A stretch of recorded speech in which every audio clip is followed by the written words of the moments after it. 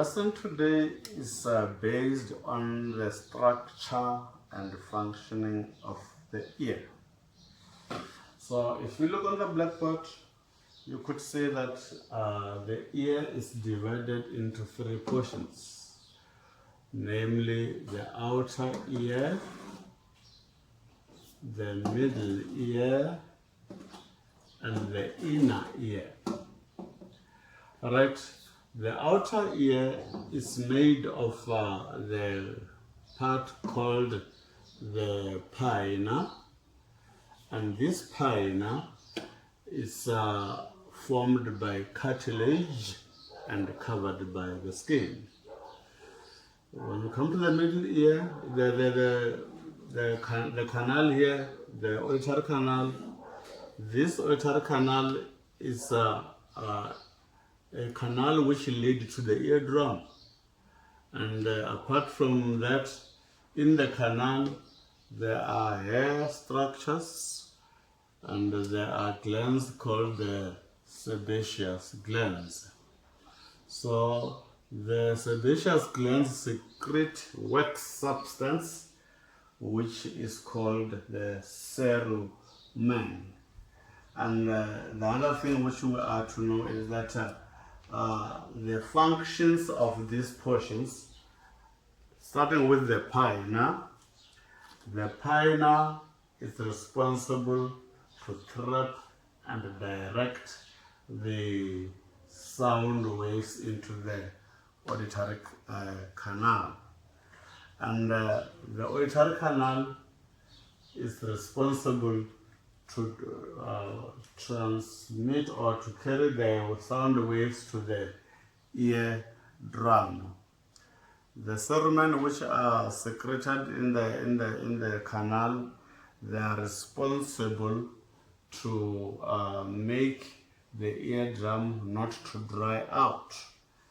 And hairs and cerumen together, they help in trapping the foreign particles which may enter into the ear. Now let's look at the middle ear. Middle ear, as you can see, it is a cavity which is made of different parts. Namely, at the base, we've got the eardrum. From the eardrum, we've got the three bones, namely, the first one which is attached to the eardrum is called the malleus or the hammer. The hammer is attached to the second bone, which is called the incus or the anvil. The anvil is attached to the third bone, which is called the stirrup or the stake. And the stake is then connected with the oval window. And below the oval window, we've got the round window. Below the round window, that's where we've got a tube, which we call the eustachian tube. These three bones collectively are known as the ossicles. Now, let us look at the functions of the different parts. The eardrum, as the first portion, is responsible to transmit the sound waves to the ossicles. And the ossicles transmit the sound waves to the oval window. Then the oval window is responsible to transmit the sound vibrations into the inner ear. Then we've got the round window, which is responsible to absorb all the pressures set up in the inner ear. The tube, which is called the eustachian tube, is responsible to maintain equal pressure on either side of the eardrum.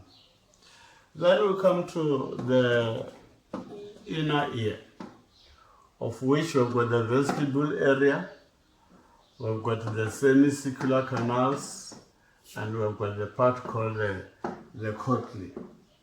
So we're going to find that the inner ear is made of canals which are known as the bony labyrinth and the membranous labyrinth. The bony labyrinth is a system of canals or cavities which are responsible to balance. Then these cavities or canals are divided into semicircular canals, the vestibule, and the cochlear. Semicircular canals, these ones, the vestibule, the lower part, and the cochlear.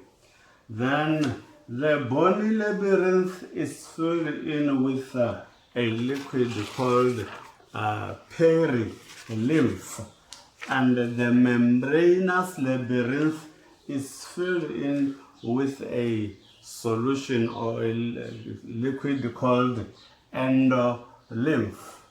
In the bony lymph of the cochlear, there is membranous cochlear.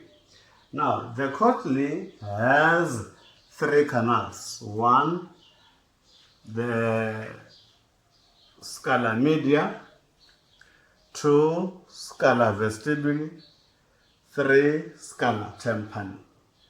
Scala media is filled with endolymph. Scala tympani and scala vestibule, they are filled in with perilymph. Now, let's come to the functions. Functions of the inner ear.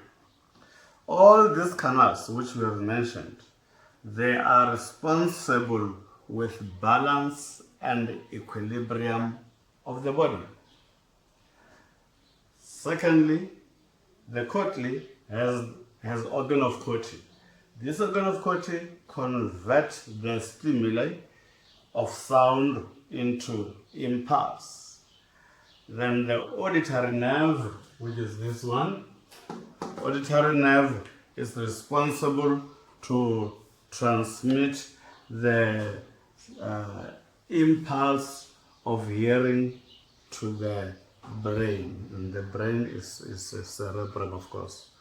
Okay, now this brings us to the end of the structure and the functions of the ear. Now, you must make sure that you know all these parts systematically, so that you must be able to explain how the ear hears, functioning of the ear. The functioning of the ear comes as follows. What happens is that the pinna traps the sound waves and direct it to the auditory canal, and the auditory canal carry the impulse to the eardrum. When the sound waves come to the eardrum, it will cause the sound waves, the eardrum to vibrate, and the eardrum will transmit the sound vibrations to the ossicles. Then the last bone of the ossicle will transfer the sound vibrations to the oval window. From the oval window, then the sound vibrations will come to the vestibule, where it will follow the path of the cochlear. And we're going to find that these sound vibrations, when they come to the organ of Corti, the organ of Corti will change the sound vibrations into impulse, and the sound impulse will then be transferred to the auditory nerve, which will take the impulse to the brain for interpretation. That is how the ear functions. That's why it's important to know all the parts of the ear systematically so that you could be able to explain correctly the movement of the sound vibrations until they come to the cochlea, where they are changed to become the impulses which are taken to the brain. Right now, apart from the functioning of the ear for hearing, the second function of the ear is for balancing. So for balancing, we've got two receptors. Two receptors for balancing are the maculae and the cristae. Maculae and cristae are the two receptors for balancing. Maculae is found in circulus and articulus, whereas cristae is found in the ampulla. Right? The other thing we have to know is that the process of balancing is subdivided into two. The first division is when the position of the head changes. The second is when the direction and speed of the head movement changes. So let us start with the first one. What happens when the position of the head changes? That is why we're going to find that during this process, the otolith will move and exert pressure on the hair cells in the ear. This mechanical stimuli of the hair cells will cause the conversion of the stimuli into nerve impulse by the hairs. Let me repeat that portion. I say, when the head changes the position, what happens? The otolith will move. The otolith, when they move, they exert pressure on the hair cells. And these mechanical stimuli are converted into the nerve impulse by the hair cells. Second portion, when the speed and the direction of the head occurs, what will happen?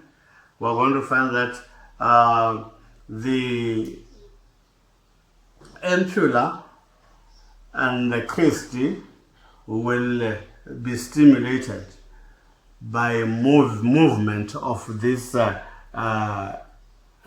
endolymph, because the endolymph will move. When the endolymph moves, it will make the displacement of the cupula. The cupula will cause pressure on the hair cells, and the hair cells will form an impulse. So the impulse of the maculae and the impulse of the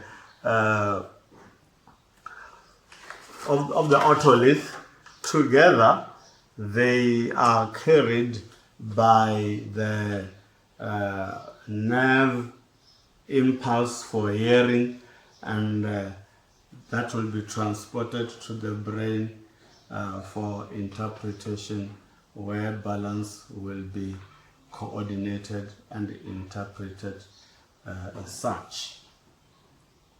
That is how the ear balances. Remember, two functions of the ear is for hearing and balancing. That's all.